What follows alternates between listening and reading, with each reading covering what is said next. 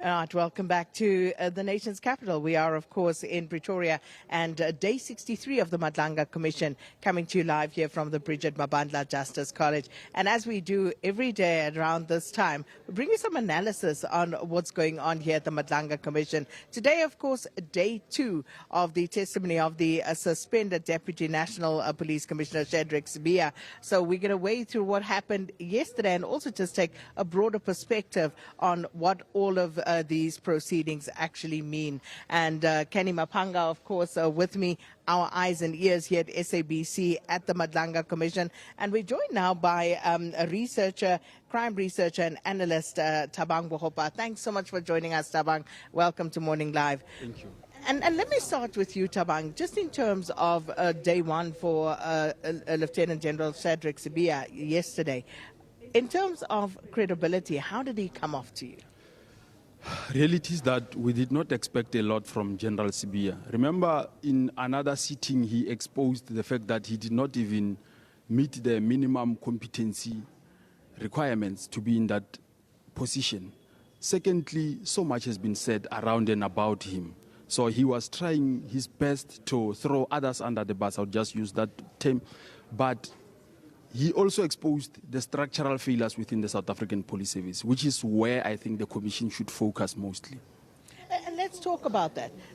Which structural failures are you referring to, and how did those manifest, especially in terms of his testimony? The multiple layers of control at the top, as well as the overlapping mandate. If you listen to yesterday's testimony, there's about 6 generals involved in the disbanding of the PKTT. The National Commissioner relied on 2 other generals to assist General Sibiya. General Sibiya relied on the head of the PKTT and the head of murder and robbery. Those are all 6 generals, but we still had the mess happening with 6 generals having overlapping mandate. I think that was a simple administrative issue that could have been done by 1 general. So those are the challenges that we are talking about to say. There's been a lot of overlapping mandates between the DNCs as well as the divisional commissioners and the provincial commissioners. Lastly, the task teams. Also, I think it's high time that the SAPS should have a proper national instruction regulating the task teams, particularly the disbandment, the process, the duration, so that it is a step-by-step process and no one can come and use it for political interest.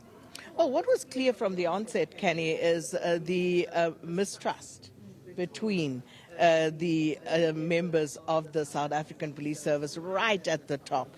And that obviously doesn't augur well for the police service as a whole. Well, we got the context surrounding the confusion of the disbandment directive decision from the phase 1 of the testimony when General Fani Masemola and his subsequent generals came to testify regarding that effect. They already understood it as an unlawful directive taking place in the South African police services. And from General Masemola's testimony, it was clear that he did not agree with the disbandment directive, but we remember him saying that it could be, quote-unquote, career limiting to disobey an instruction from a political head, which is why you're seeing this testimony from Sibiya, where he seems to have carried the impression that what he was doing was sanctioned by General Masemola and that they were together in the implementation of that particular directive, when in fact it seems that General Masemola was playing both sides. But if you go back to the phase 1 of the testimony, it becomes apparent why he was doing that, because the directive, he understood it to be unlawful, but in the same breath couldn't take that position directly or outright because he felt that it would be career limiting. But that also kind of failure to take a decision as a leader had its consequences and its impact, because now you had someone like Sibiya who was being viewed as someone who was acting outside of the direction of General Masemola, when in fact he had the understanding that he had the support and the sanction of the general to continue with that implementation plan, because he conducted or rather drafted the plan together with General Rabi, who is directly in the office of the National Commissioner. So that confusion will continue to met out in that testimony, because he thought he was doing the right thing, but his actions are now not being tied to his understanding of doing the right thing, but rather his alleged association with those alleged cartel members, being Vusimuzi Cat Matlala and Katiso Katie Molefe, that we know counterintelligence, with the support of the PKTT, were closing in on at the time of the disbandment directive. And it goes a little deeper, Thabang, because General Sibiya also talks about how, when he was tasked to go and receive a memorandum after a protest march by the MKP, he felt unsafe in doing so, had asked for security, and also went to the detail of saying he had already mapped out how he was going to step onto that podium exactly a minute before he was meant to receive it. And it just speaks to, quite a toxic relationship between very senior members of the South African Police Service. So, Sakina, what I can explain is that it's common in South Africa that towards the end of a term of a national commissioner, you will see some squabbling for that highest position, which is being the National Commissioner of the South African Police Services.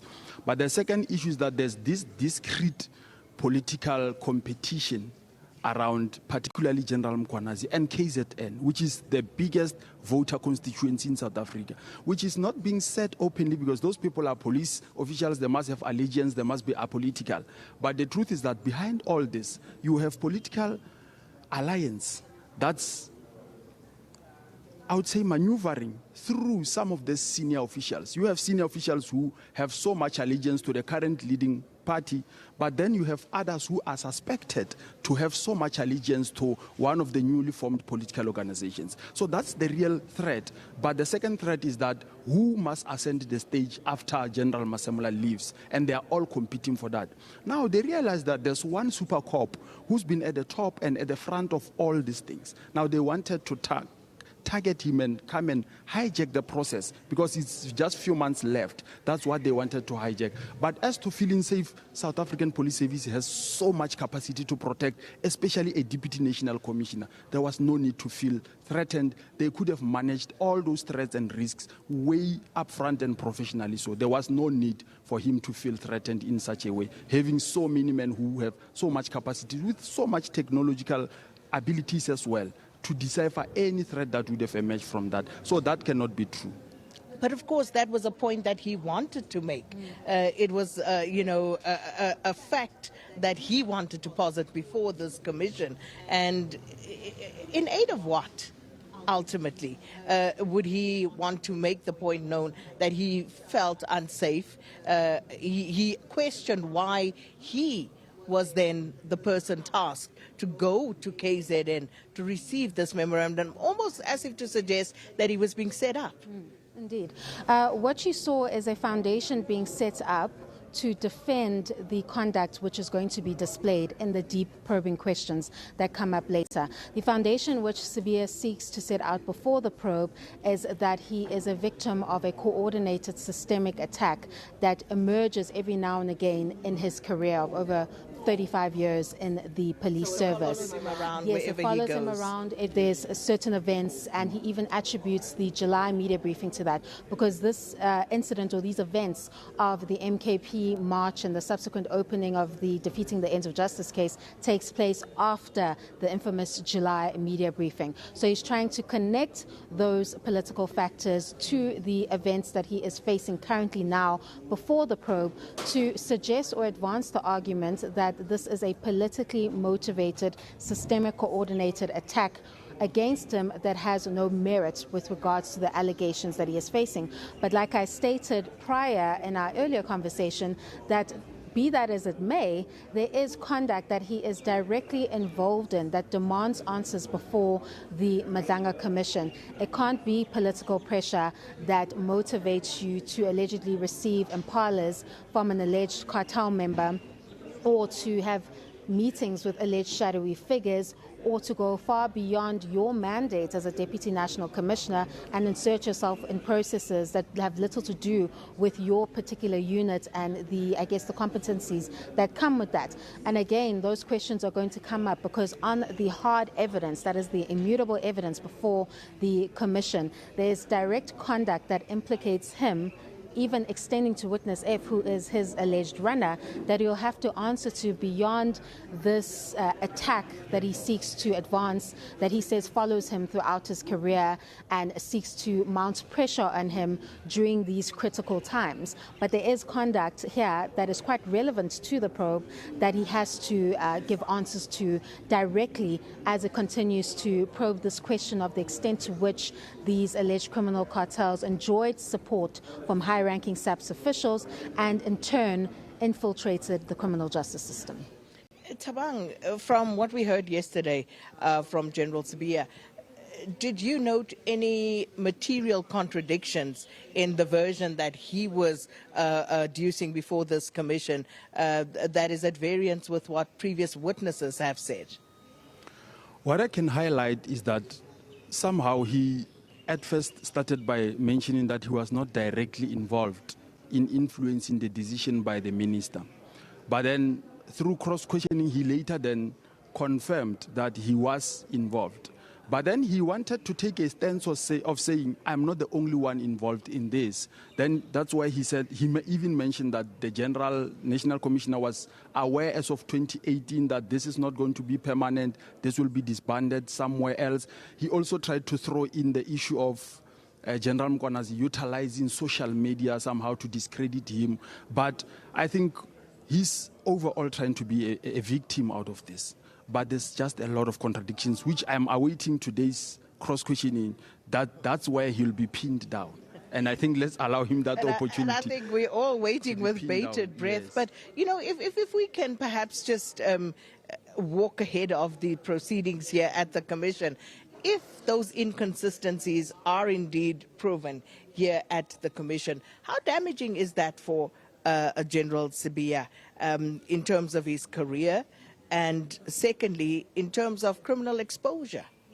Well, it's quite important to note that cross-examination, they don't like to call it cross-examination here, they call it the deep probing questions, but that's the point of the exercise, that even if you come and you give a version that is not truthful, those gaps will be closed by that evidence leader because they are dealing with hard evidence, the fact, and what the plausible events could have been at the time when you made that particular action or you signed a particular directive. So in that type of questioning, it'll be difficult to run away from the truth. So if he's able to advance certain claims or not able to be caught out in certain claims or is not held criminally liable for certain instances, it's still this kind of institution that is the South African Police Services, Sakina, requires the public to trust this institution in order to promote the rule of law.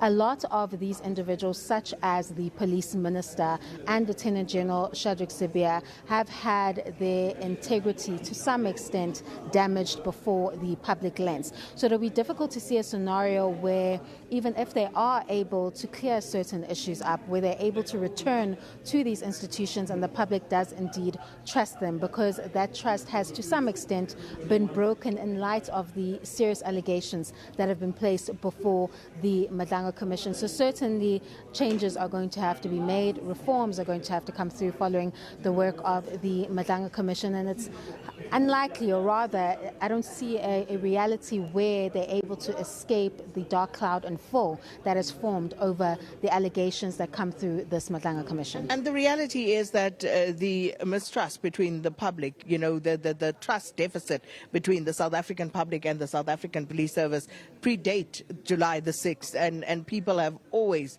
raised issues with regard to the South African Police Service and how they can't be trusted to basically advance the interests of ordinary South Africans. But Thabang, as we wrap this up, you touched on political interference, and when we look at that, how important an aspect is that to the credibility of the South African Police Service?